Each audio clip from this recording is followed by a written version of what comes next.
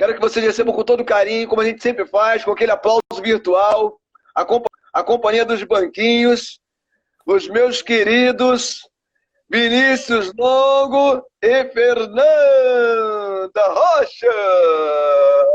Olha eles aí. Deixa eu ajeitar aqui minha cabeça, tá cortando a minha testa. Bem, aqui. Aí. E aí, estão me escutando bem? Dividindo uma tela é difícil, né? Mas vocês são só isso, fica agarradinho. Isso. Beleza, pessoal recebendo aí com aplauso, o carinho de sempre, como a gente sempre recebe as pessoas. E vocês merecem todo o carinho do mundo. Vira lá, tá? Obrigado mais uma vez você com a gente aí. Pessoal de peso da palhaçaria, sempre aí prestando esse carinho, né? Destinando esse tempo para ficar com a gente e assistindo Papo de Palhaço. E hoje não podia ser diferente. Vocês merecem todo o carinho do mundo. Sou meio suspeito de falar de vocês. Todo mundo sabe que a nossa relação é estreita, né? Você e o Vini são irmãos, né? São amigos, são exemplos para mim, né? Mais do que nunca nesse momento em que eu tenho que me reinventar como palhaço, que tenho que aprender coisas que vocês já estão fazendo há muito tempo e sendo uma escola aí para o pessoal que pretende continuar com saúde, né, o caminho da palhaçaria, aprendendo a lidar com as possibilidades, aprendendo a lidar com as empresas, com quem pode patrocinar, sabe? Bom, eu vou querer saber de tudo, eu vou querer que vocês contem tudo, né? Aqui é o momento em que a gente abre a caixinha de Pandora dos convidados para que eles se revelem, né, para os outros que estão aqui conosco, porque eu conheço muito de vocês, mas eu gostaria que todo mundo também pudesse conhecer um pouco, porque vocês são extremamente importantes para a palhaçaria aqui no Rio de Janeiro, com todo o movimento que vocês fazem de resistência, com todas as possibilidades que vocês abrem, ensinando para a gente que essa profissão ela é sustentável, sim, é dura, difícil, mas é possível, sim, se fizer com seriedade e se fizer da maneira certa. Então, eu vou sair do meu lugar de falador, vou abrir aqui o canal para vocês e já vou abrir deixando aquela pergunta, depois que você se apresentar, eu já quero que você fale logo como é que começou essa história da companhia, né? Porque de vocês eu sei que começou e vocês se juntaram, mas como é que começou essa história da companhia? E depois, é claro que eu vou perguntar como é que começou a história de vocês, né? Então, fica à vontade, Vini, fica à vontade, Fê, agora é com vocês. Bom, primeiro dar boa noite para todo mundo que está aí. A gente tem grandes amigos aí também, ó. Roberta, Arthur, Mussarela, Vinícius Dalmas, Klaus, o Palhaço Klaus está por aí. Só gente querida, obrigado por estarem aqui. Palhaça, você é feliz? Palhaço, você é feliz, né? Essa frase do Klaus. Muita fora. E queria te parabenizar, porque eu estou achando incrível o Papo de Palhaço. Acho que você está trazendo um lugar muito legal, não só para a gente poder estar se vendo, estar se falando. Teve alguns que eu consegui assistir ao vivo, outros que eu assisti gravado. Acho que esse papo está sendo maravilhoso. Mesmo que a gente se conheça um pouco aí pelos picadeiros, pelas ruas da vida, a gente está se aproximando nesse momento que estamos distantes. Então, parabéns, Rogério, e te parabenizar, porque eu estou achando isso incrível, que você está fazendo pelo bate-papo. Mas para falar do início da companhia, eu queria que Vini começasse a falar com isso, porque afinal eu cheguei um pouquinho depois, né? Então quem fundou foi o Vini, eu acho que ele vai falar um pouco melhor sobre isso com vocês.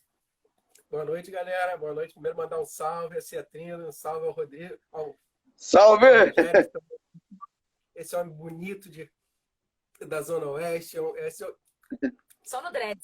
Esse homem vocês não veem com a dele toda, essa bonita toda. Não dá, mas ele brinca, ele é irresistível. As mulheres todas ficam doidas com ele. Nem falo. Rapaz, eu vou te falar uma coisa. Você está querendo criar um problema para mim, que a minha esposa está aí, rapaz. Quando eu descer daqui, amanhã eu desço o Banguelo, a culpa é tua.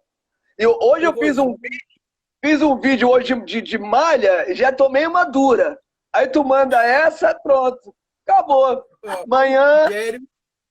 O Rogério, E o Palhaço Titão são uma das pessoas mais íntegras que eu já conheci na minha vida. Ele se preocupa muito com o outro, assim como preocupa com a si mesmo. E pode ficar tranquila, que quando tiver fazendo coisa errada, a gente, faz junto, a gente faz junto.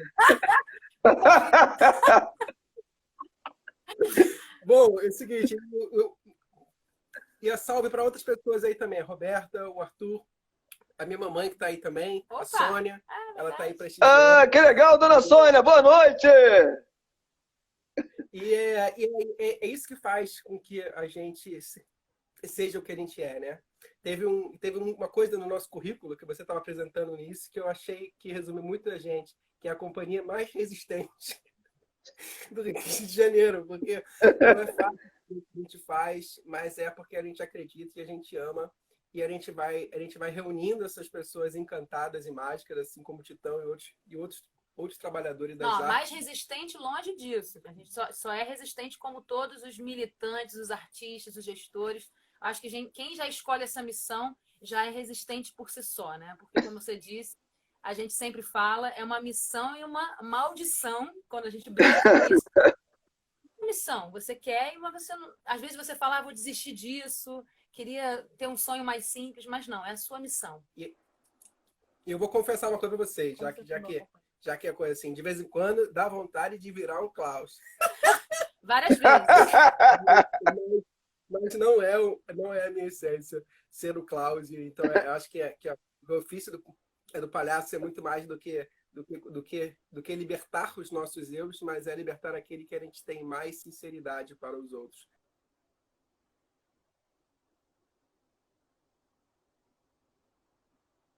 A conexão deu uma travada aí. Tá me ouvindo? Ela começa em 2008. Eu e o André Pateta, que hoje está em São Paulo, trabalhando com stand-up comedy, a gente participava de um projeto chamado Geringonça, que acontecia no SESC Tijuca. Eu era poeta, eu participava do núcleo de poesia, eu ainda sou, né? Não atuante quanto eu era atuante antes, mas eu era um poeta marginal. As ruas, para mim, sempre foram o meu espaço de expressão e o espaço que eu amo de trabalhar. E aí, nesse projeto do Geringonça, eu encontrei um ser excêntrico, que foi o André Pateta, e aí eu falei com ele, pô, Pateta, vamos formar uma companhia? E aí o Pateta fala assim, não, não. Eu tenho muito trabalho, eu tenho telemarketing que eu trabalho, e essas coisas ficam ocupando minha cabeça, de meu projeto de humor, e tá aqui, não dá não. Vamos deixar esse negócio para adiante. E aí eu ia tocando a poesia, e eu com esses anseios de brincar. Nesse meio tempo eu encontrei o Márcio Libar, e aí eu conheci um pouquinho mais sobre o mundo do palhaço, e eu descobri que eu era palhaço. Olha só que louco, né? Pois é, acho que eu não me encaixava em mundo nenhum, né? E foi quando o Márcio começou a dizer o que era palhaço, eu fui falar, cara, eu acho que eu sou palhaço. Que merda! E aí eu comecei, e quando eu encontrei o Pateta, eu falei, pô, Pateta, tu é palhaço. Ele falou, não sou palhaço não, eu tô comediante, cara. E aí foi uma luta, assim como ainda é, de uma certa forma, ele se assumir como palhaço. E aí a conversa vem, que foram meses de projeto de Geringonça. Meses. Acho que praticamente um ano, assim, nessa enrolação. Pateta, vamos fazer uma companhia? Pô, não dá não, que não sei o que. Aí até um dia eu brincava muito com ele. E eu dizia, com seu jargão. Era meu jargão, e tu conhece esse jargão. Conhece. Que eu tenho uma boa e uma má notícia. Um dia eu recebo o telefone do Pateta, e aí ele fala assim, pô, Vinícius, eu tenho uma boa e uma má notícia. Eu falei, tá, qual é a má notícia, então? Eu fui demitido. Eu que demitido? O telemarketing, ele porra, que merda, cara. E aí ele falou, mas a boa notícia é que agora a gente pode fazer a companhia. E assim Companhia das Banquinhas. Aí a gente falou, pô, vamos fazer a companhia. Tá, e como é que a gente faz, então, uma companhia de palhaço, de teatro de rua? A gente não tinha a menor ideia disso.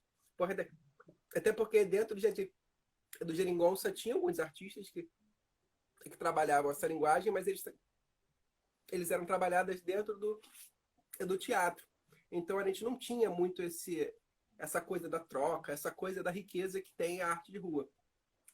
E aí a gente falou, vamos fazer o seguinte, vamos começar a assistir vários espetáculos que tem por aí pela rua para tentar ver o que esses caras fazem para a gente ver qual é a nossa onda. E aí a gente foi assistir lá o Jerusa, a gente foi assistir uma galera que estava no Rio, de outros estados que estavam lá no Largo da Carioca. Aí até um dia que a gente foi no Largo do Machado assistir um grupo que estava se apresentando lá.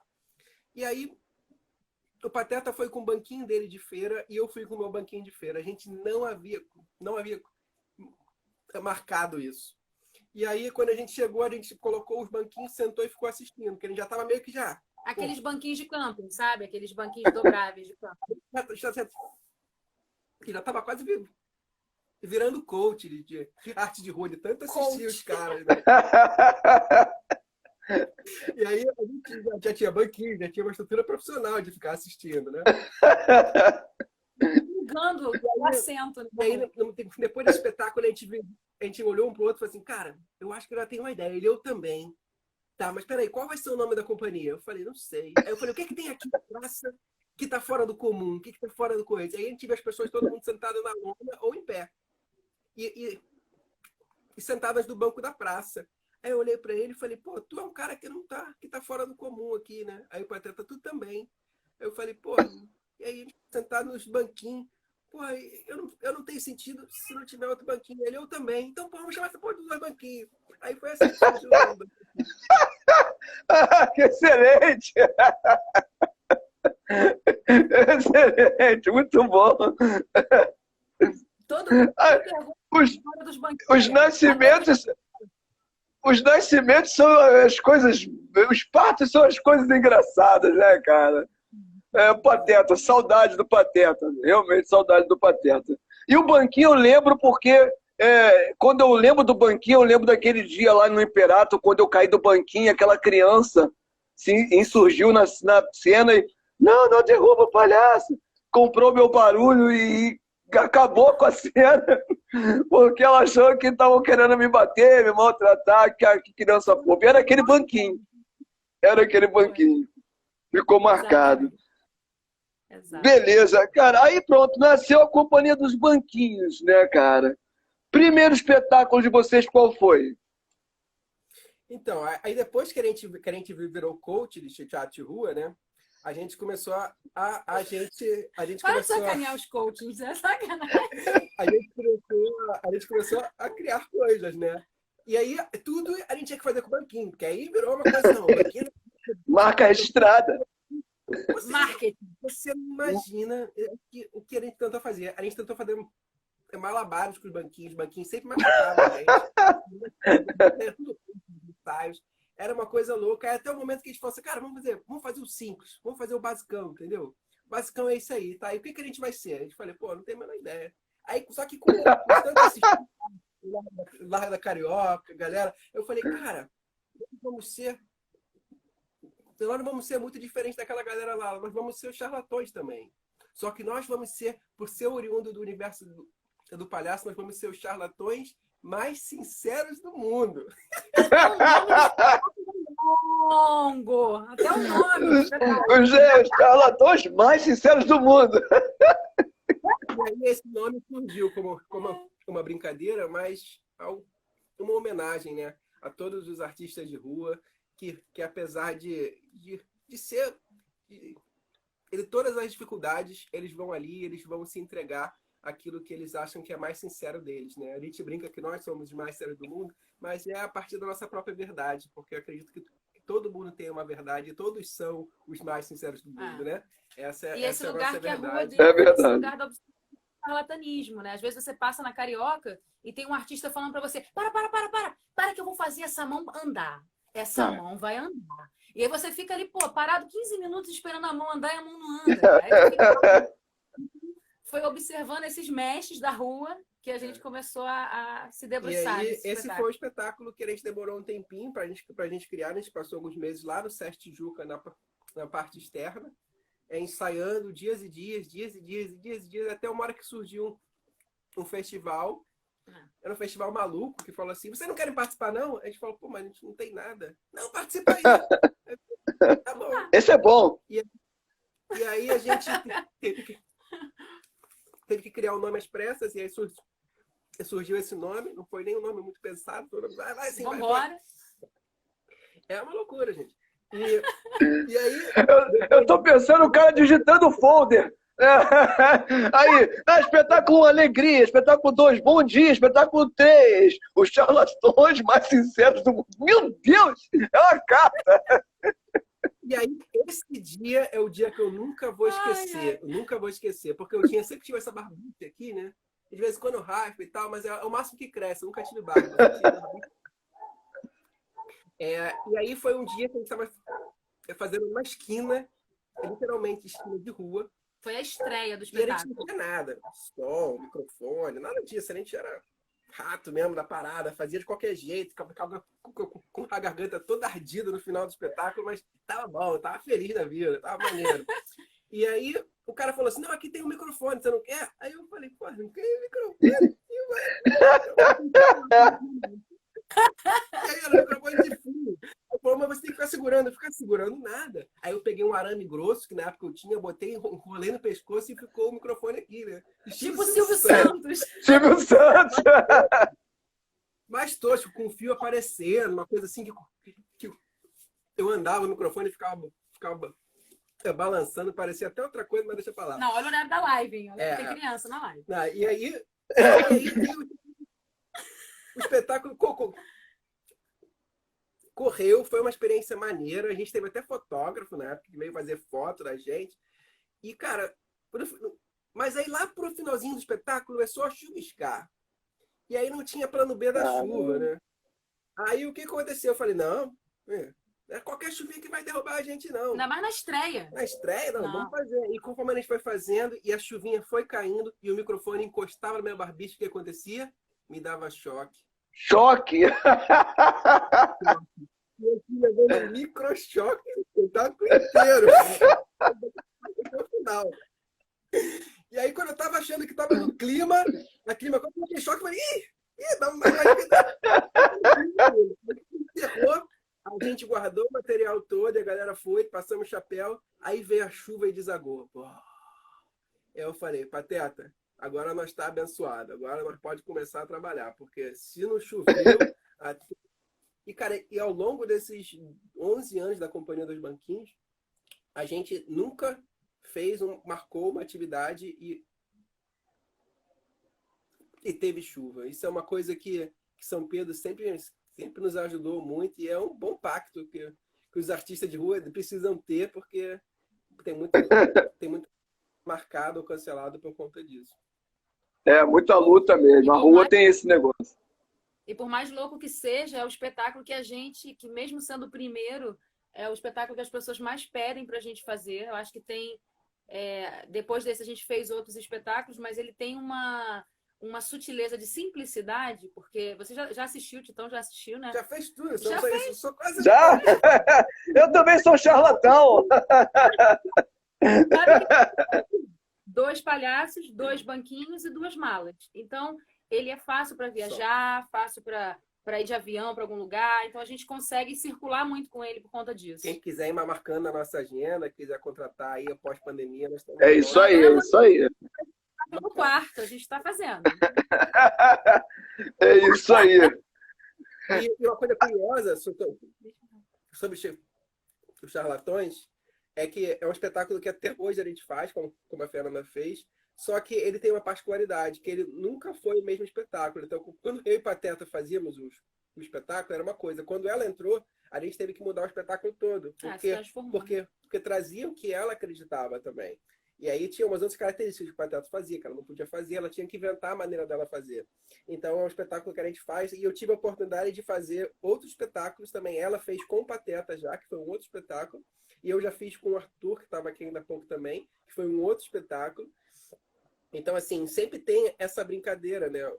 É um espetáculo que está sempre sendo construído a partir de quem o faz, né? E tem os pequenos acordos que a gente faz para que a brincadeira aconteça, né? Eu lembro da história dela, do Charlatão e Marcelo do Mundo, que ela dizia, eu não vou conseguir, esse negócio é muito difícil, esse negócio não dá para mim. E aí, na segunda, terceira tentativa, ela fala assim, quando que vai ser a próxima agenda? Eu quero fazer de novo. Porque eu acho que eu estava ali naquele momento, eu acho que, primeiro que se Pateta estiver por aí, nem sei se está, né? Mas eu estava falando isso com ele outro dia, com o Pateta. Eu acho que quando você entra com um lugar no sentido de substituir alguém, né? Beijo, Arthur! Beijo, Arthur. É diferente, né? Porque tem muito esse lugar no teatro. O teatro, o ator tal tá doente, o outro vai substituir. Às vezes até avisa no programa que tá tendo substituição.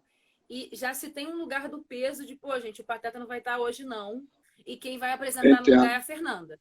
Aí todo mundo, pô, tem esse lugar. Mas a questão não é representar e substituir alguém no sentido... Não dá para substituir alguém. É encontrar a sua verdade, do seu palhaço, da sua palhaça, dentro daquele contexto vivido, no aqui e no agora.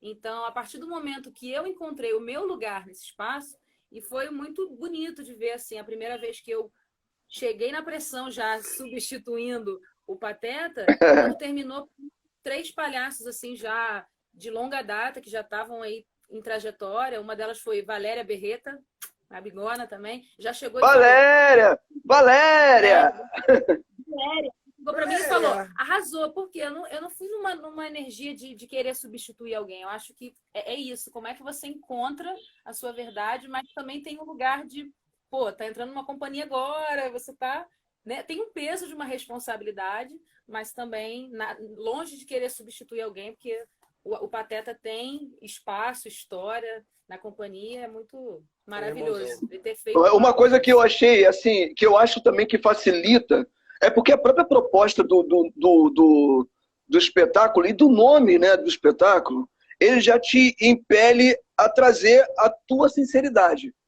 né? Os charlatões mais sinceros do mundo. É cada um com a sua sinceridade.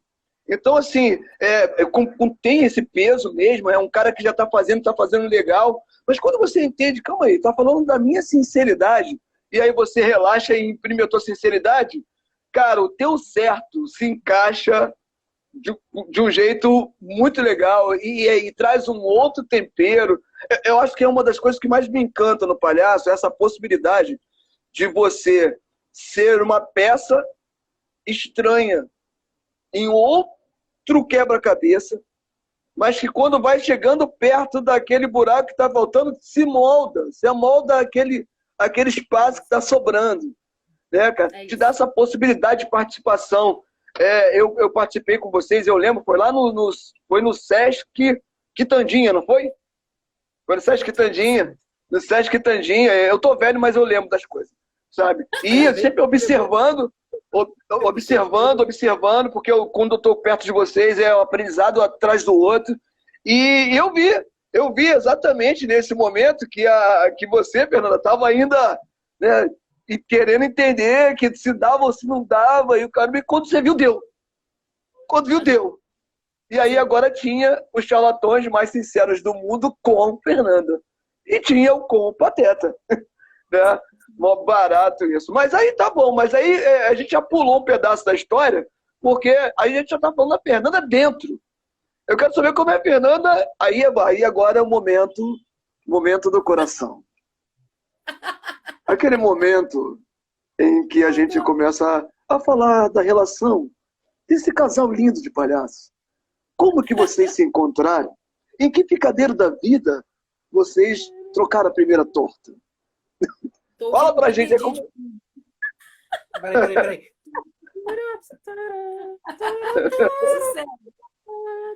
Ó, o pessoal tá reclamando que a gente só mandou beijo só pro Arthur. Então tem que mandar beijo pro Mauro, pra Roberta, pro Veloso. Ó, tem até como é o nome? Um violino. Violino, que é o momento de contar a história de como Fernanda Rocha entrou na vida do Vinícius Longo. Bom. Não toca, não sai som. Ih, gente, isso é muita história, mas vamos embora. Por mais incrível que pareça, o picadeiro que a gente se conheceu, você falando de picadeiro, foi um picadeiro burocrático, né? Que a gente se conheceu num curso de produção cultural. Então, Vinícius estava dando um curso de produção cultural e eu estava fazendo o curso, eu era aluna do curso. Observação maluca de querer aprender Exato. sobre arte e ia ficar rica. Exato. Até parece que achei que ia ficar rica, né?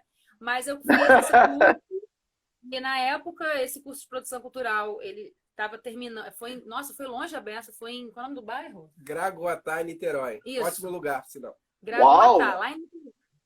Se tu não fala Niterói, todo mundo ia sair da live para ir pro Google Maps para descobrir onde é que era isso. Niterói. E aí, depois que eu fui fazer esse curso de produção cultural, ele, junto com as outras pessoas que estavam mediando o curso, falaram: a gente está dando um curso de palhaçaria com arte de rua no SESC Tijuca. Quem aqui do curso quiser participar também, faça um curso. A gente começou semana passada, mas vocês podem entrar ainda e tal. E aí eu já tenho uma história com a minha trajetória, ela é voltada para o universo da dança, né? Eu fiz toda a minha formação na área da dança, fiz faculdade na área de dança, já trabalhava nessa época como pesquisadora, educadora, e já tinha trabalhado com teatro também em alguns espetáculos, né? Como atriz. Só que o universo da palhaçaria eu nunca tinha feito nada, né? Aí quando ele me falou isso, eles me falaram, me convidaram, eu falei, bom, é uma forma de me reaproximar do teatro. Naquele primeiro momento, né, a mentalidade era, é alguma coisa relacionada ao teatro que eu posso me reaproximar. E aí convidei uma amiga, fui junto, fiz a primeira oficina de palhaçaria no SESC Tijuca com eles. E, e depois dessa... Ele vai ficar invadindo a história, né? Depois dessa participação na oficina... Eu me lembro que o último dia da oficina foi a gente ir para a rua, vivenciar o estado de presença do ser palhaça na rua, né? Então, quando eu fui fazer o último dia, o dia da rua, né, o dia mesmo a Vera, que eu fiz tudo, eu percebi que as pessoas estavam os alunos da oficina, muito amedrontados com aquela situação. Porque, tava todo mundo dentro de uma sala e do nada, vamos para a rua e vamos brincar. E eu percebi que eu tava super... Caraca, adorando, assim, tanto que acabou o tempo, eles tinham que quase me rebocar, vamos embora. E aí, quando eu cheguei, eu falei, gente, será que eu sempre fui artista de rua e nunca pensei sobre isso? Porque eu sempre puxo assunto com a pessoa no metrô, conversava, e aquilo me deu a energia de estar na rua. Para mim foi natural. O mais difícil para mim foi a descoberta da minha palhaça, foi mais difícil. Mas a liberdade de brincar na rua e tal... E desse ser palhaça na rua, para mim era o lugar de descoberta. Então, e aí logo quando voltamos, terminou a oficina, a gente começou a conversar sobre, por e-mail mesmo na época, sobre a arte da palhaçaria e tudo mais. Foi rolando umas afinidades artísticas, né? Até então. Claro. É disso que se trata. Artísticas, né? Mas então a gente conversava muito sobre arte e tudo mais. Só que é difícil até falar assim quando foi, né? Porque eu acho que uma coisa foi muito ligada na outra. O universo da construção e de você ser palhaça e de você ser humano. Que aí quando você vê, você estava sentindo outras coisas além do universo de querer brincar, de querer se relacionar com a profissão.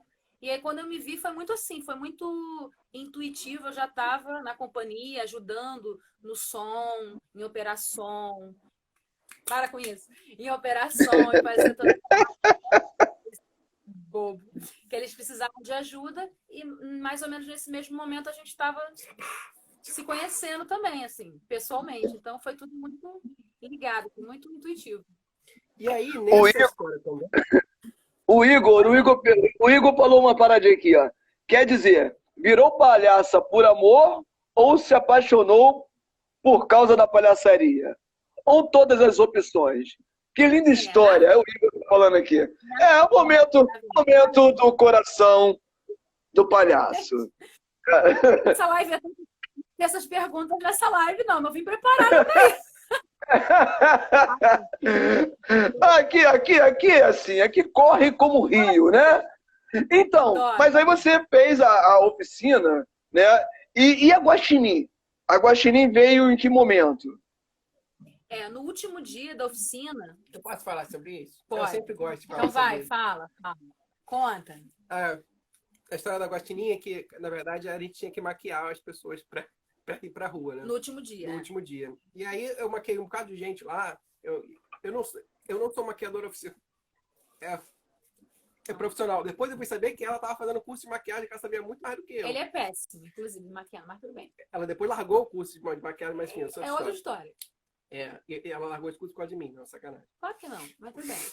Você estava maquiando todo mundo do curso pra gente ir pra rua. A gente estava maquiando todo mundo, e aí eu fui maquiar ela. E aí, quando eu fui maquiar ela, eu fiz um negocinho branco, que é o que eu sempre faço em mim mesmo, que eu tava vendo que nela ia ficar bom, porque esse branco, ele realça essa comunicação, que é uma das comunicações mais importantes do universo da palhaçaria, que é o olhar. E aí a gente fez isso com ela, e aí eu brinquei com ela, caraca, aí, porque ela tem uma cara de guaxininha. Eu já faço quando você pinta ela no caso ao contrário, teria que ser preto, né? Para ser um guaxinim. Mas na época eu sou disléxico, ainda sou, né? Então eu achava que era branco. Então aí eu falei, caraca, tu tá parecendo um guaxinim. Só que na hora que ele falou isso, tava todo mundo, todos os alunos estavam sendo maquiados por alguém. Tinham várias pessoas maquiando e sendo maquiadas. Só que na hora que ele falou que eu tava parecendo um guaxinim, todo mundo parou o que estava fazendo, olhou e todo mundo começou a rir. Gente, o que é tão engraçado? Acho que funcionou. E aí, na verdade... Isso o nome, né? Como surgiu o nome. Inicialmente, ela não cooptou esse nome, não. Não. Depois de ela esgotar todas as possibilidades, 500 mil nomes, ela falou... Fala um só aí. Fala um antes da Guaxinim. Porque os nomes antes são tétricos. O meu é Toshimim Banguela. Como é que é o nome? Foi a professora. Porque eu fui fazer a oficina com ela, eu tinha sofrido acidente, tinha batido de carro e estava sem um dente. E aí, ela botou meu nome, me bateu.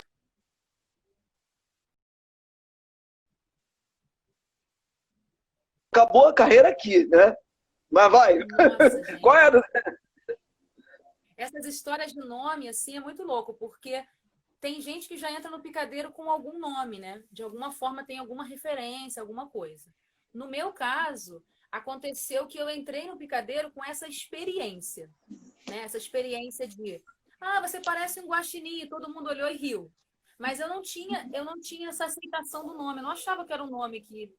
não gostava do nome, falava, que nome? Não tinha essa afinidade. Mas eu entrei no picadeiro, eu sofri muitos picadeiros, olha, árduos picadeiros. Sofri, assim, de olhar para a minha própria ansiedade, de olhar para meu próprio perfeccionismo, porque eu acho que a dança, ela te leva muito para esse lugar do seu corpo tem que estar pronto, tem que estar ensaiado, tem que funcionar e Fantástico. tal. Fantástico, né? E você tem que ser magra, se você tiver uma coxa assim, não pode. Tem todo um lugar de um estereótipo. Então, eu acho que isso, nos primeiros picadeiros, me travava um pouco e tal. Então, eu vivi esses momentos de picadeiro. E eu não me preocupava com o nome. Mas teve um primeiro que a pessoa perguntou para mim se eu já tinha pensado no nome. E eu falei, não pensei em nome nenhum, mas contei esse episódio. Quando eu contei esse episódio, a pessoa achou o máximo, riu, todo mundo se emocionou. E eu fui começando a aceitar de mim que era um nome que as pessoas se identificavam comigo. Então, eu digo que é muito mais as pessoas que me deram mesmo, me dei, eu entendi, eu gostei, eu escolhe, né? Mas a minha história é muito mais relacionada, é muito louco, né? Eu me considero um ser muito coletivo. E para mim é muito mais com o outro do que comigo, assim. Foram os outros que me fizeram sentir, se as pessoas estão felizes com esse guaxinim, estão rindo, estão se divertindo, é porque se te representa, né? As pessoas olham isso, me representa, guaxinim, é importante, que se a plateia se sente representada, exato. Legal. E aí não me lembro de nenhum nome que eu tive antes, mas eu lembro que as pessoas me deram alguns, rindo, assim, em situações de picadeiro. Nandão. Nandão é claro. Mas não é picadeiro, não. Eu tive experiências de picadeiro coletivos que foram bem fortes para mim. experiência de fazer picadeira com 3 mulheres juntas, e outros, eu e mais um menino. Foram momentos divertidos, mas não me lembro assim como você de ter um nome que me deu. Lembro de situações só, mas não de outro nome. Bom, tá bom. Eu tava doido que você lembrasse aí de um nome bem ridículo pra gente rir pra caramba. Mas ninguém lembra, só eu que lembro do Toshimim Banguela. Só eu que lembro desse mico. O Vini tem um nome ridículo. Fala, Vini. O Vini tem. Então, em 2008, quando a gente fundou a companhia, eu era muito magrelo, sabe? Hoje eu ainda sou magrelo, mas eu sou conhecido como falso magro, que eu sou magrelo, mas eu tenho só uma barriguinha, né? E Ele era muito magro. eu Você era lembra, muito Titão? magro. Você lembra? Você lembra disso? E aí o Márcio, ele me deu a ideia, ele me deu o nome do picadeiro de tripa esquisita. Meu Deus! Aí você vai falar assim, o que foi? Se você fica em pé e balança o braço. Aí as pessoas riam, né? Fazer o quê? Mas ele ficou sendo Eu não escutei agora no final porque a conexão deu uma quebrada. Repete o nome pra mim aí que eu não escutei. O nome é tripa esquisita. A conexão. Tá me ouvindo bem? Sim. A conexão, a tua conexão tá bem reticulada. Mas eu acabei não escutando o nome que o Márcio deu. Então, o nome era Tripa Esquisita. Meu Deus do céu, a cara do Márcio. A cara do Márcio. E aí, aqueles apelidos aqueles apelidos de ginásio para acabar com o cara. Ele tira isso, ele é fera em tirar isso. Visconde Caiuru, aquela escola formou monstros. Total. E além disso, ele falou assim: se você não entendeu ainda, você fica em pé e balança o braço. Entendeu, viu? Eu magrelo, vestido numa roupa apertadinha, tipo você na lycra hoje, como você estava contando, abanando os braços, eu naquela época. Então...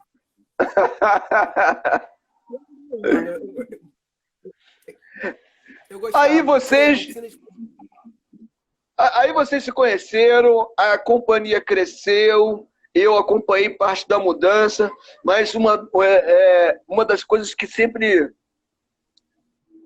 se destaca, além do talento, que é inegável, isso aí a carreira de vocês já deixa bem claro, mas é a capacidade de dialogar, né, que vocês têm com os setores da sociedade que ainda investe em cultura. Né? Eu trabalho com vocês. Né? Eu vivo tendo a oportunidade, quando vocês me convidam, de estar trabalhando com vocês. Vocês fazem muito trabalho com o SESC, vocês andam por aí dando cor àquilo que o SESC fala, que faz a respeito de circo. Né? O SESC é a estrutura maior e fala assim, nós fazemos circo, mas na verdade quem faz é a companhia dos banquinhos, né, cara? E vocês conseguem dialogar com esse setor, e eu perto de vocês percebo que não é uma coisa fácil, né? E aí a gente está nesses momentos pandêmicos aí, onde está todo mundo tendo que se reinventar, a gente não sabe como é que vai ser o depois, né? E eu acho que é muito pertinente aqui no Papo de Palhaço eu aproveitar esses momentos. Quem tem uma visão, né, do que pode vir a ser esse futuro, dessas relações, né, poder deixar aqui uma planta para a gente. O pessoal está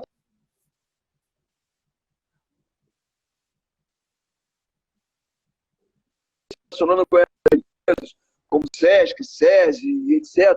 Tá? Tem um caminho, né?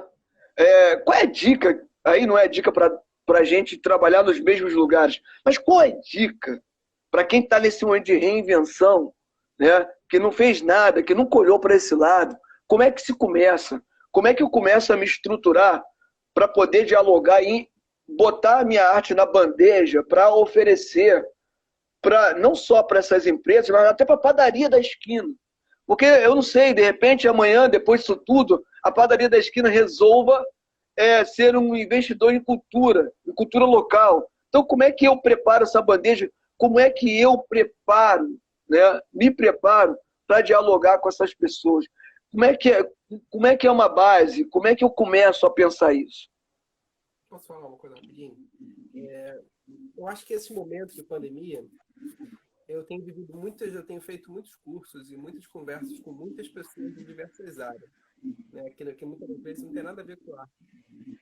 E eles têm falado uma coisa que tem me alegrado bastante, que a gente tem que abandonar e deixar de lado as coisas que não serviam, que não servem hoje, e colocar no lugar as coisas que são boas. Mas muitas das vezes, essas coisas boas, elas não têm um valor econômico. E por não ter, muitas vezes, esse valor econômico, as pessoas não acreditam nelas. Né? Um dos princípios que é muito importante é que não existem concorrentes. Essa é uma característica muito importante, porque se a gente acredita que a gente está competindo um com o outro, porque é uma fatia no mercado, a gente não está vendo o além, porque a gente está vendo só aquela fatia do mercado onde as pessoas sabem que tem. Mas se a partir do momento que você não entende o outro como competidor, você está estimulando ele para que ele vá dentro dessa fatia. E a gente sabe que a gente que trabalha em periferia, a gente que é do oeste, né? A gente sabe que as fatias do setor da cultura não chegam até lá. Se não fosse pelo SESC e algumas outras iniciativas que dão sustentabilidade para a gente, mas na maioria das vezes é a gente se virando. E a gente tem esse pensamento porque nos falta.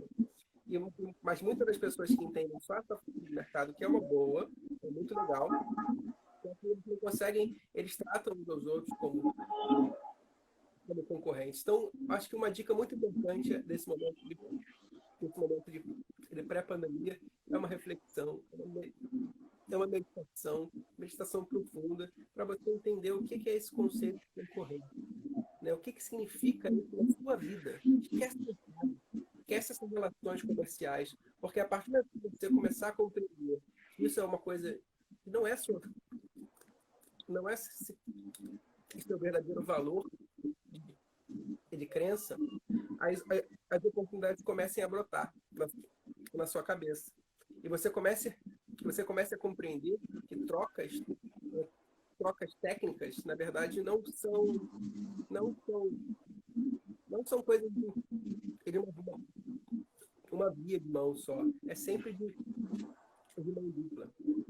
Porque a gente sempre acha que está mostrando um caminho, mas na verdade a gente não está mostrando um caminho, a gente só está abrindo os caminhos, porque cada um só tem o seu próprio estrada e o seu próprio caminho, que é completamente diferente do outro. Porventura, das vezes, porventura, a gente pode estar juntos, mas sempre nós temos um caminho único.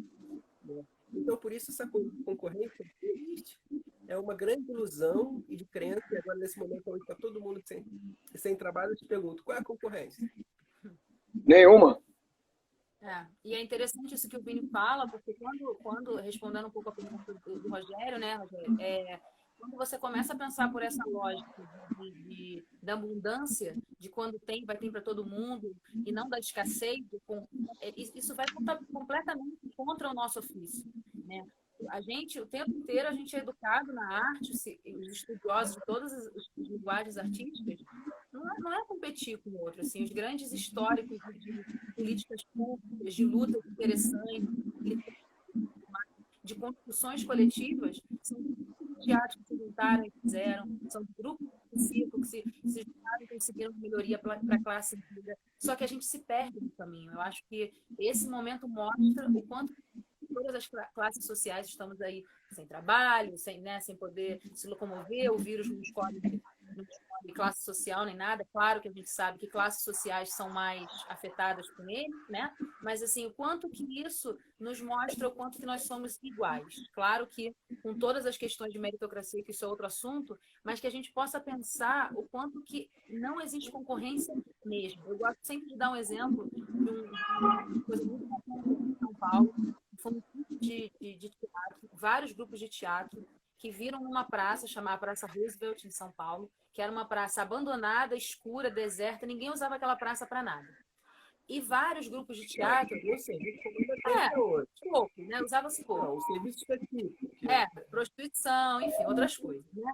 E aí o que aconteceu foi que vários grupos de teatro, eles precisavam ter uma sede artística, mas eles não tinham dinheiro para pagar os caríssimos aluguéis que estavam em São Paulo, como tinham também no Rio de Janeiro. E ao invés deles ficarem loucos, desesperados, procurando uma saída para isso, eles se juntaram num coletivo, não me lembro o nome do coletivo, enfim, mas eles fizeram um coletivo de rede, onde eles decidiram, poxa, ao invés da gente ir para os lugares onde os aluguéis estão caros, vamos, todos os nossos grupos, 7, 8 grupos, alugar as lojas que estão mais baratas, os espaços, na Praça Roosevelt. A gente usa a praça para a gente treinar bacia, malabares e tal, e a gente movimenta a economia daquele lugar, porque lá é onde tem os menores aluguéis. Vamos fazer isso? Vamos. Os grupos, então, decidiram fazer isso. Então, hoje, se você vai a São Paulo, a Praça Roosevelt, ela tem vários grupos de teatro que um do lado do outro, porque eles não se entendem como concorrentes, e eles começaram a fazer o quê? Hoje já funciona a barraquinha de churros, o pipoqueiro, todo mundo movimenta a economia daquele lugar e daquele bairro, porque Que legal, cara. decidiram fazer isso. Então, o Parlapatões, por exemplo, eles têm a sede do lado de um outro grupo de teatro do outro. Então, quando você está assim, em dúvida em São Paulo o que fazer na área cultural, você passeia um pouquinho ali pela praça e tem sempre uma peça, um espetáculo rolando. Então, isso mostra um exemplo concreto de entender essa ferramenta da abundância, não da escassez. Eu tenho um contato de um gestor tal e eu não vou dar para o amigo. Não é isso. Não é isso. É de que forma eu consigo... com os meus erros, né? Quem está assistindo aí nossos ao vivo, viu que nós erramos aí várias vezes fazendo nosso ao vivo no YouTube, mas de que forma eu vou fazer um outro ao vivo e vou aprender com isso? E eu troco com companhias que estão fazendo. Eu não acho que eu vou perguntar o que eles fizeram, o segredo. Não é o segredo deles, todo mundo está fazendo um bem maior. Eu acho que nesse momento a gente está provando mais do que nunca, né? Que vai cair. Está segurando a onda. Calma aí. Vamos derrubar e vamos voltar. É o que a gente sempre faz. 3, 2, 1, suicídio coletivo e volta. Opa, voltamos. Acho que teve um problema monstro de conexão aí que sumiu tudo. Sumiu tudo. Cadê esse povo? Deve ter todo mundo indo pro banheiro agora.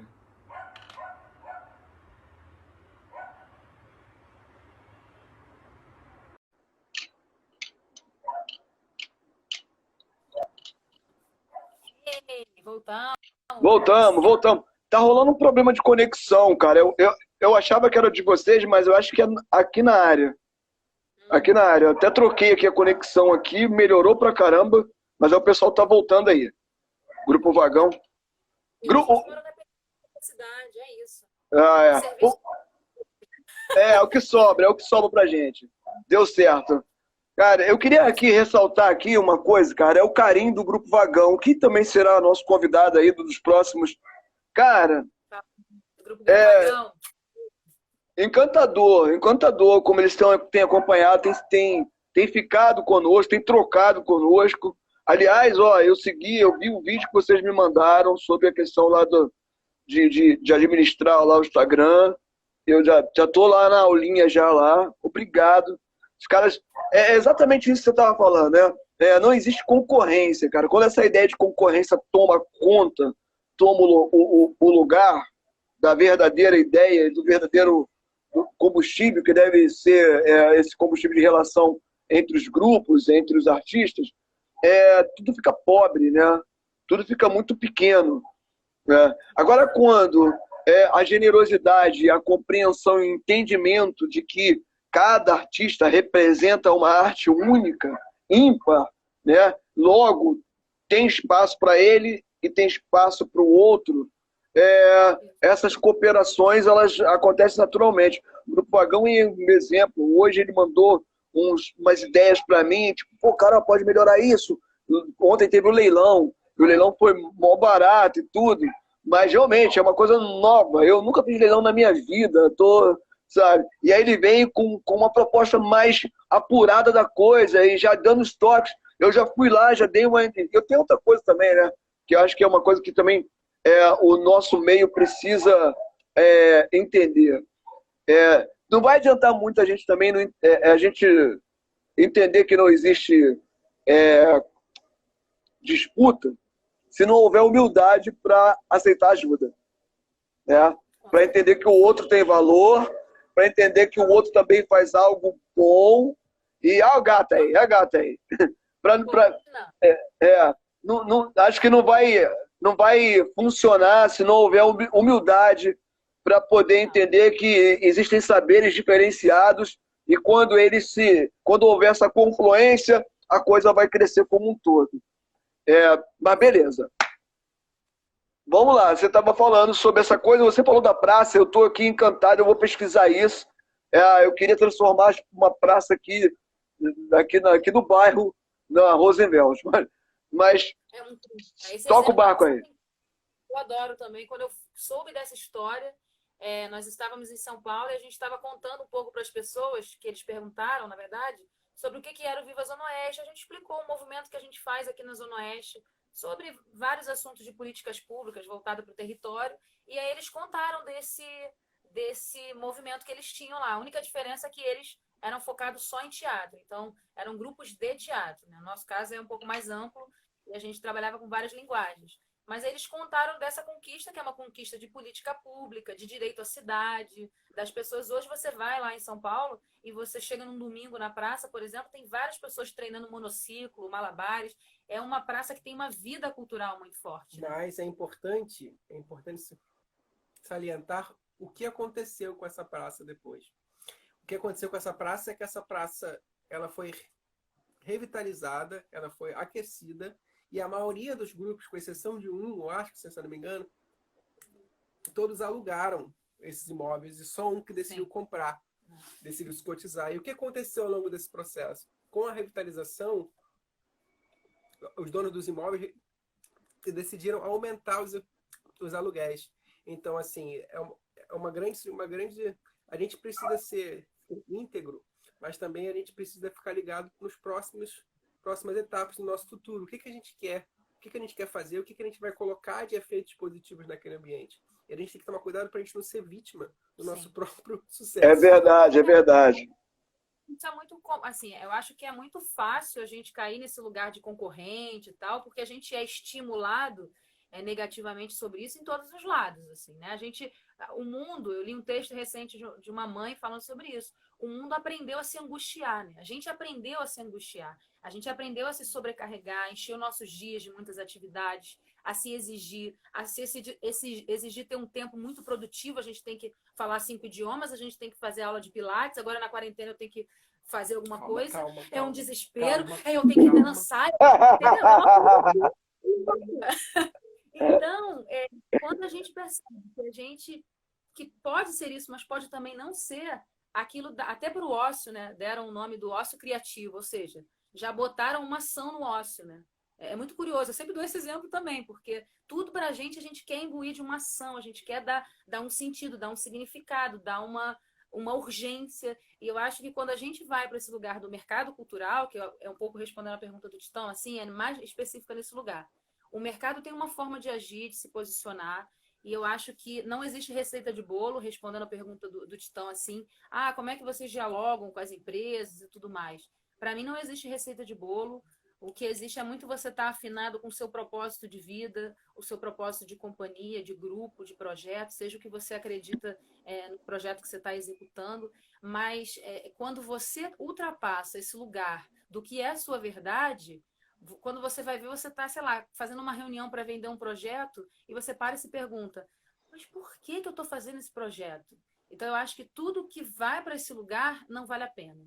E eu acho que por isso não existe uma receita, porque cada um sabe do seu limite, do quanto que você consegue fazer uma coisa. Poxa, eu nunca vendi um projeto cultural, mas eu acredito tanto nesse projeto de distribuição de cestas básicas para a comunidade onde eu nasci e fui criada. Eu tenho uma relação de tanto afeto com esse território, com esse lugar, com essas pessoas, que vender isso é natural. Quando você fala sobre isso para as pessoas já se apaixonam. Então, quando eu falo sobre alguma coisa que me diz respeito, sobre a minha história, sobre a minha vida, assim como o Vini fala dele, assim como o Titão, e todo mundo que está assistindo, quem melhor do que você para contar a história sobre um lugar que você nasceu, sobre um projeto que você criou, que você concebeu, tá aí, ó, Vinícius Dalmas, um amigão de São Gonçalo. Como é que é ouvir o Vinícius de cara a cara falando sobre crescer e viver?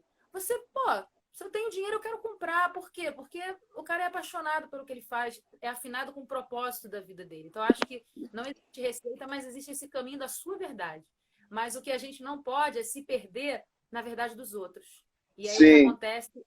Que aí a gente E, ó, se ferra. uma dica técnica, quando a gente está aí, a gente sabe vender da melhor forma possível o que a gente faz. Mas muitas das vezes a gente se esbarra numa questão específica, quanto custa? A Essa é uma gente pergunta ouve isso sempre. e a gente não sabe isso. A dica é, o Sebrae, ele tem diversos cursos online na plataforma EAD dele, que a maioria dos cursos é gratuito lá. E existe um curso lá chamado de precificação. É um curso muito bacana que vai te ensinar de uma forma bem prática e, ao mesmo tempo, não muito difícil o processo de precificação. Para fazer a risca mesmo, ele não é um processo simples de ser feito. Você pode muito bem falar, vai ser isso e é isso, acabou. Mas, às vezes, você vai colocar um custo e aí, quando você vai começar a fazer, você vai descobrir que, na verdade, você pagou para fazer aquele trabalho. Então, existe aí o Sebrae, que dá um apoio a micro e pequenas empresas. Ah, que legal. Cursos gratuitamente, que é muito bom. E a precificação, ela é difícil por quê, né? Porque muitas pessoas perguntam pra gente, pô, mas quanto vocês acham que a gente coloca nesse espetáculo? Às vezes mandam um vídeo pra gente, amigos, fiz esse espetáculo aqui, quanto vocês acham que a gente coloca? É difícil também a precificação por esse universo da verdade também. Eu vou colocar preço numa obra artística do outro? Nossa, mais difícil ainda. Então, é muito subjetivo esse lugar do material, do conteúdo artístico, e, na verdade, nada mais é do que a dificuldade está exatamente aí, porque você está colocando a sua arte, a sua linguagem a serviço de um mercado que tem um posicionamento, que tem uma regra, várias regras, e aí, tipo, você tem muita gente que fica no lugar da comparação. Ah, não, mas o Titão vende o espetáculo por tanto, então eu quero vender mais ou menos por tanto. E aí eu não sei como será que a gente precisa se enquadrar nesse lugar da comparação? Você leu aí o Vinícius aí. Não vendo projeto, peraí. Eu acho que isso é precificação dele, olha. Qual o preço disso? Fica nas galáxias. Coaching, era um áudio, né? Esse aí é o coach, olha aí. Eu não vendo projeto, eu dou oportunidade de empresas colarem numa parada pica das galáxias. Se não rolar, quem perde é ela. Exatamente isso, né? O Vinícius traz uma coisa rindo aqui, engraçado, mas é isso. A cultura tem que sair desse lugar de estou pedindo. Eu não estou pedindo nada. Eu estou mostrando para você uma oportunidade de... Estou te dando a oportunidade de fazer parte. Fazer parte. E talvez você não tenha visto. E o mais potente disso é a gente se entender enquanto protagonistas da nossa própria história. Talvez se o Titã não chegar lá no Sebrae ou em qualquer lugar e falar sobre Realengo, o gestor que está sentado lá na mesa... Não vai nem saber onde fica. Não vai nem saber de onde é. Então, a gente tem que ser esse protagonista. E não ter medo. O máximo que a gente tem é, não vou querer participar da sua oportunidade, não. Legal. E uma dica que hoje as empresas todas elas estão aprendendo isso de uma forma não muito boa, é que não tenha pressa em crescer. Não tenha pressa em crescer. Porque hoje as maiores empresas elas estão tendo que ser os seus mínimos para que elas continuem existindo. E a arte é um lugar onde você tem que ter muito cuidado com o crescimento. Porque você cresce, você forma uma equipe, e aí depois você não tem como manter a equipe. Como é que você manda alguém da sua que faz parte da sua família que não vai dar mais para continuar? Então, assim, cresça de uma forma muito, muito tranquila, muito consciente, muito pensando os próximos 6 a 1 ano. Porque se der uma coisa errada, pelo menos vai durar um tempo maior do que você pensou que fosse durar. Porque senão viram microemoções, né? E aí não é bom. E para o próprio setor da cultura também não é bom para qualquer setor, né? Claro, então, assim, não tenha pressa em crescer. E eu acho que tem uma coisa ainda que traz na sua pergunta, amigo, que eu acho que já é uma outra pergunta, é pano aí para muitos assuntos, que é o momento que a gente está vivendo. Que eu acho que já é uma outra coisa. Eu acho que nós que somos artistas, a gente já vive no dia a dia fazendo exatamente o que você falou de se reinventar o tempo inteiro. Então, eu gosto sempre de citar uma frase de um amigo negro, periférico, artista, que ele fala: nós somos fruto do nosso próprio subdesenvolvimento. E eu concordo com ele. Durante muito tempo, eu achava que ser artista, que o artista tinha que ser empreendedor. Não, por quê que todo artista tem que ser empreendedor? Porque numa realidade subdesenvolvida como a nossa, poucas são as pessoas que têm uma oportunidade de ser só artista. De chegar lá e ser só... Vou chegar no set, alguém vai me maquiar e eu vou só atuar. Mas não é que eu tenho que defender uma do artista ser empreendedor. É porque a nossa realidade, por isso que cada realidade é uma. Vai ter um outro lugar que, pô, o cara é só pintor, não é só pintor, é muita coisa. Só pintor, de criação e tal. Então a gente é fruto desse nosso lugar de subdesenvolvimento. E a gente sabe diariamente o quanto é muita coisa para cuidar. Imagina num momento como esse, que além de cuidar de tudo isso que a gente já cuida, a gente tem que se reinventar nesse ambiente digital, como a gente está fazendo aqui, né? Por exemplo. É um desafio enorme, é um desafio gigantesco. E, assim, a pergunta ela é provocativa, mas ela também traz uma luz enorme para uma coisa que eu também tenho percebido e que não vai mudar. Pode aparecer a vacina amanhã e voltar tudo ao normal amanhã, e uma coisa não vai mudar. Hoje, o Sebrae pode me ensinar a precificar a minha arte, mas só eu vou conseguir precificar a minha qualidade de vida, de estar mais tempo em casa, de estar mais tempo com a minha esposa, com meu filho, com a minha filha, de estar mais tempo comigo, né? Porque as minhas produções, a partir desse entendimento, elas dobram de intensidade, de melhoria, de qualidade, né? E eu saio desse lugar que a Fernanda lembrou, né? De agonia, porque eu gosto de tentar tirar lições disso tudo, e eu vou te falar, isso também está revelando para a gente que a gente chegou num patamar de escolha de vida insuportável, sabe? O infarto era o que sobrava para a gente. Sim. Porque, vamos lá, vamos pro Pilates, vamos malhar, vamos ficar bom, vamos ficar gostoso, vamos ficar gostoso, vamos ficar coxudo, bundudo, e ainda vamos falar 3 línguas, e ainda vamos saber administrar isso, vamos ter um pet bonitinho, meu cabelo tem que estar impecável. Cara, esse lugar de perfeição imposto pela loucura, né, que virou a nossa sociedade, precisava de um freio. Uhum. Porque, eu vou te falar, se a gente não parasse por causa do Covid, a gente ia parar por causa de outra coisa. E como assim, tem um momento trágico da minha vida, eu vi alguém morrer de infarto.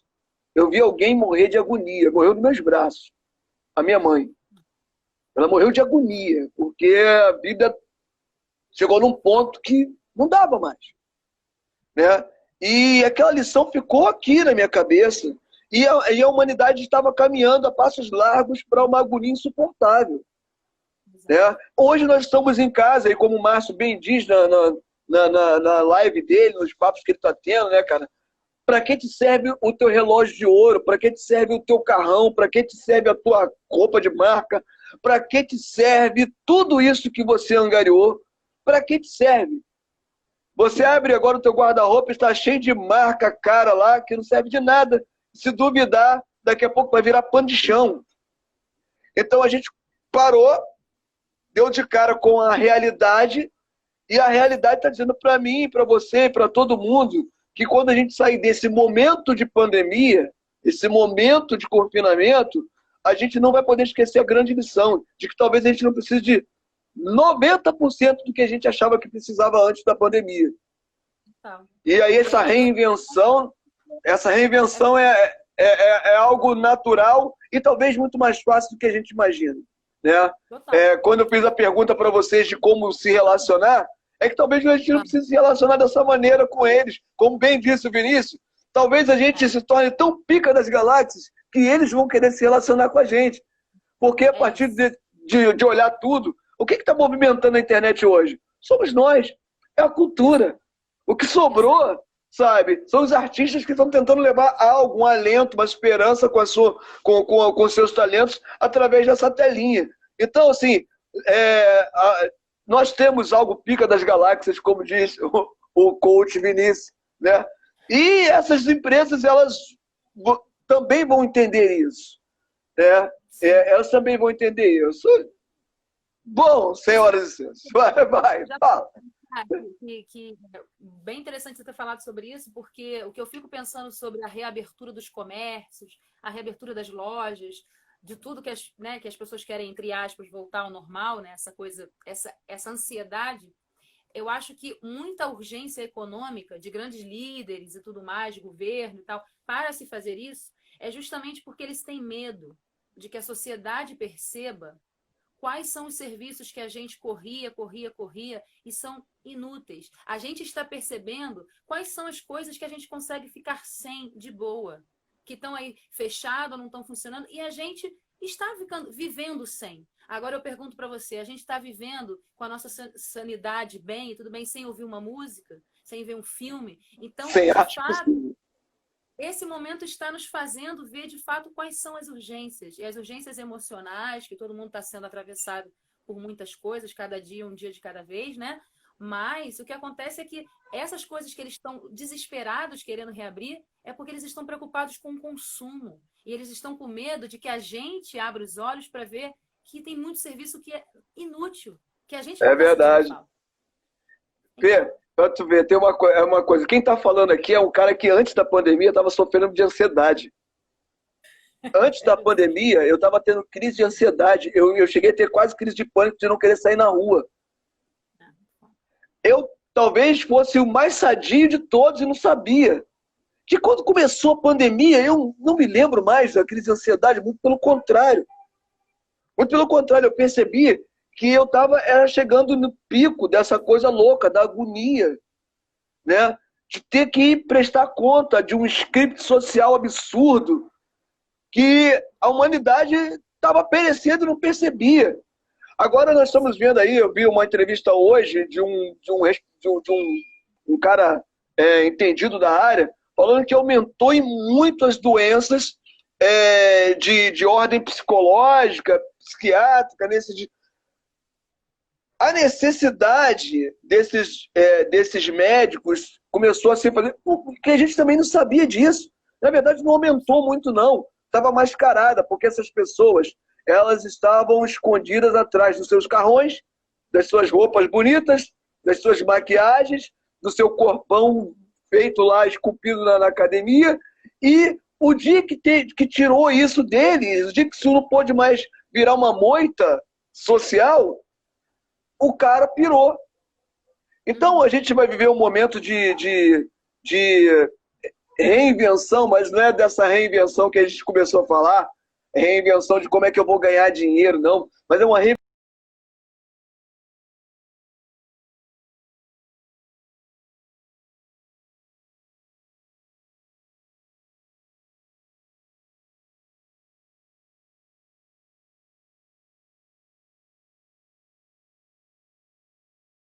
e eu também preciso voltar para minha família, né? Mas o papo é sempre muito gostoso, o papo é sempre muito grande, o papo é sempre muito profundo.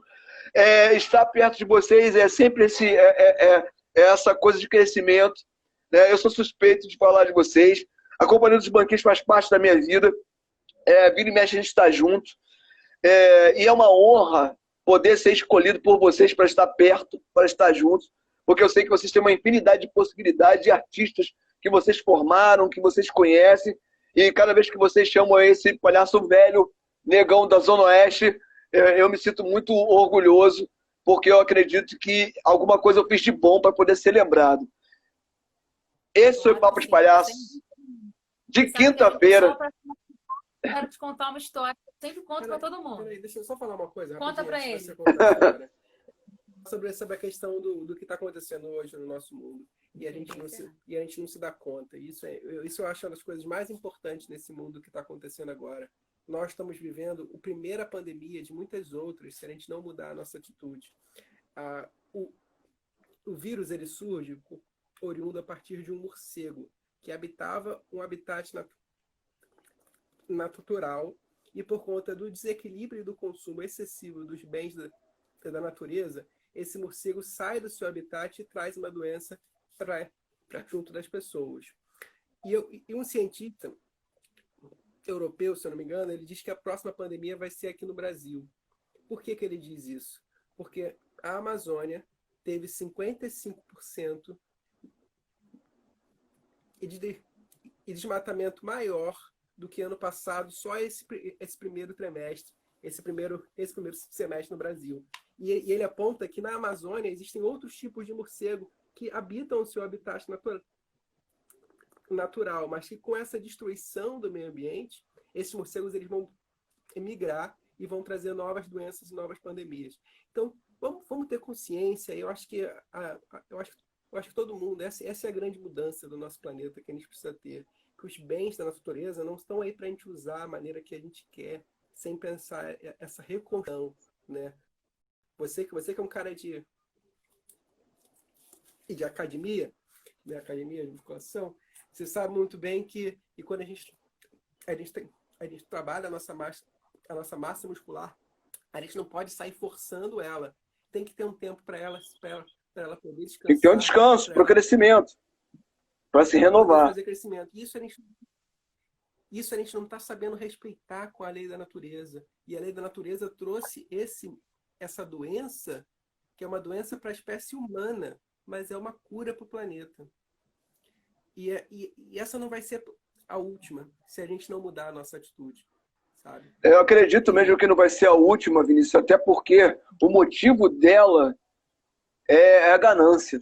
E a ganância não vai acabar. A ganância vai descobrir, mesmo depois disso tudo que a gente está aprendendo, uma forma de continuar imprimindo scripts para que ela possa alimentar. E é bem capaz de acontecer realmente uma outra pandemia aqui, porque eles não vão parar de desmatar, eles não vão parar de abrir espaço no meio da natureza para os seus empreendimentos, porque para eles não tem limite, para eles, infelizmente, a coisa não vai acabar. A conta bancária não tem limite, né? Possa utilizar esse momento como... É claro que não é utópico, não é querendo ser utópico, mas eu entendo quando você diz que não vai acabar a ganância, não vai acabar esse lugar, mas que a gente utilize esse momento de reflexão. É uma coisa que eu energizo aqui, independente de religião, nas minhas orações, rezas, cada um com sua crença, mas é que de fato, a gente, humanidade, se permita todos os aprendizados que essa pandemia quer nos dar. Que trate ela como um presente, uma oportunidade de trazer luz para essas reflexões. Né? Então, que a gente não ache que isso é um castigo, porque não é. Pelo contrário, muito poderia acontecer, mas aconteceu uma pandemia para nos permitir pausar, como você bem falou. Poderiam acontecer várias doenças, mas aconteceu o quê? A gente está em casa, com as pessoas que a gente ama, cada um com as suas dificuldades, né? Num país muito desigual como o nosso, pessoas sem poder se isolar de fato como seria o ideal, ok? Então, outro assunto.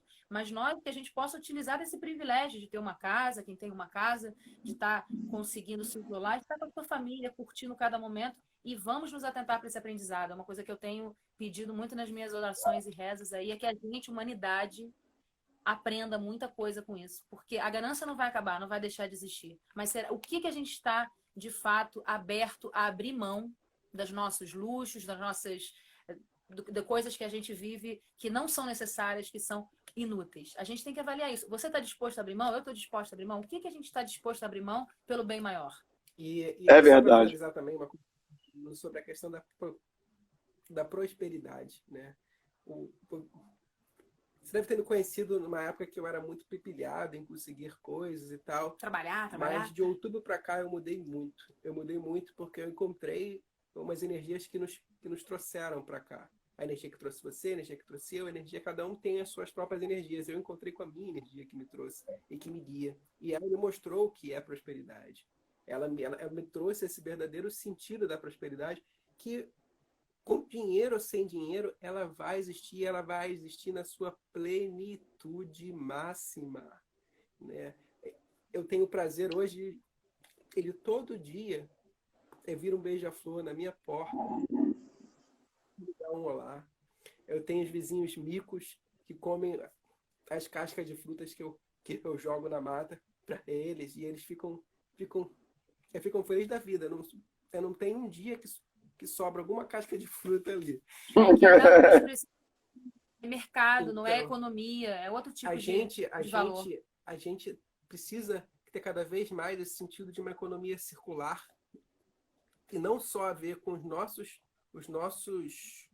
princípios econômicos, mas com a nossa vida. Tudo que a gente produz um impacto no meio ambiente, um piso, é que a gente chama de pegada. E a gente tem que tentar reduzir o máximo para zero, que é muito difícil. Mas, às vezes, com coisas bem simples que vovô fazia, né, a gente começa a fazer e começa a ter sentido. Então, existe um quê de uma tecnologia que é muito nova, mas existe uma conexão com uma tecnologia que é ancestral. E a junção dessa me indica um bom futuro. E a gente tem que estar fazendo esses dois lados, mas só um lado não adianta. Tem que ser os dois. É isso aí. Equilíbrio, eu acho que é a grande palavra. E sobre prosperidade, um grande mestre me disse o seguinte: próspero não é o que tem tudo, próspero é o que tem sempre, né? Então, que a gente tenha sempre aí o olá, o bom dia do beija-flor, né? O miquinho que divide a casca de banana, o sol que entra aqui por esse terraço, e que a gente consiga valorizar isso. E as demais coisas nos serão acrescentadas. Bom, gente, o Papo de Palhaço de hoje foi com a companhia dos banquinhos, esse papo rico, esse papo cheio de coisa, vai ficar aí no nosso IGTV para você poder rever, para você poder mostrar para a galera. No final de semana eu subo lá para o nosso canal, para vocês poderem ter isso como acervo. Papos como esse são papos para serem revistos, vistos e revistos, para a gente poder refletir. São poucos os momentos que a gente tem. Eu tenho falado que a pandemia também trouxe um fenômeno que foi o do acesso. Claro que no nosso caso aqui o acesso sempre existiu, a gente está sempre junto, mas a gente está podendo falar com outras pessoas, com outras cabeças, com outras mentes, e isso vai gerar crescimento para a gente. E um dos objetivos do Papo de Palhaço é deixar isso aí como acervo para esse crescimento se perpetuar e fazer parte da vida de outras pessoas. Vini, Fê, meu muito obrigado, beijão no coração de vocês, dá beijo na gata. Logo, logo a gente vai se ver pertinho aí para a gente continuar fazendo os nossos trabalhos. Mas enquanto isso não acontece, estou aqui, vocês estão aí, a hora que precisar, é só dar um grito através dessa telinha que a gente continua junto. Galera que ficou com a gente até agora, galera que viu a primeira parte, viu a segunda parte, galera que está aí, muito obrigado, obrigado no fundo do coração. O Papo de Palhaço de hoje termina aqui, mas amanhã tem mais.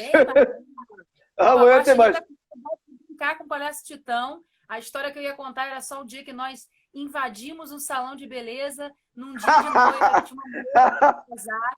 Esse dia a gente deixa outro Papo de Palhaço. A gente faz não, se a gente for contar as nossas histórias de rua, rapaz, vai ter que ter uns 30 papos de palhaço aí.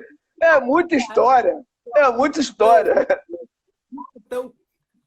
Então o convite para a gente fazer uma live, nós aqui, convidar você para você ir lá fazer. Então. Só para contar as experiências com a companhia. Beleza.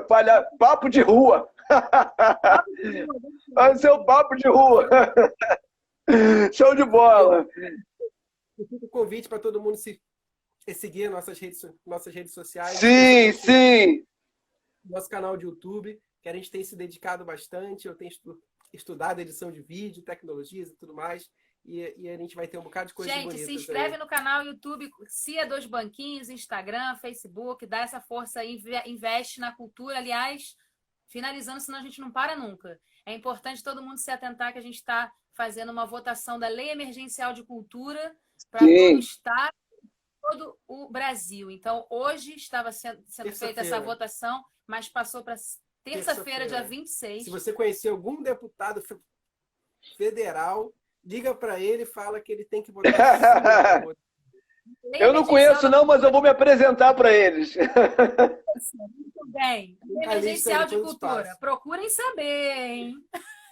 Beleza. Galera, muito obrigado. Papo de Palhaço. Foi com esses queridos aí, foi muito bom. E é isso aí, siga as redes sociais, vai lá no YouTube, segue o canal deles, segue o nosso também, tá? Segue a gente no Instagram, segue a gente no Facebook, dá uma força pra gente poder se estabilizar e continuar fazendo esse lindo trabalho que a gente tem feito através da arte, tá? E a gente conta com vocês todos os dias.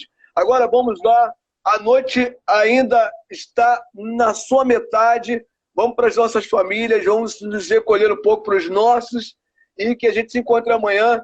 Olha só, tá um homem invisível aí agora. Era um homem invisível, cara. Esse cara é demais.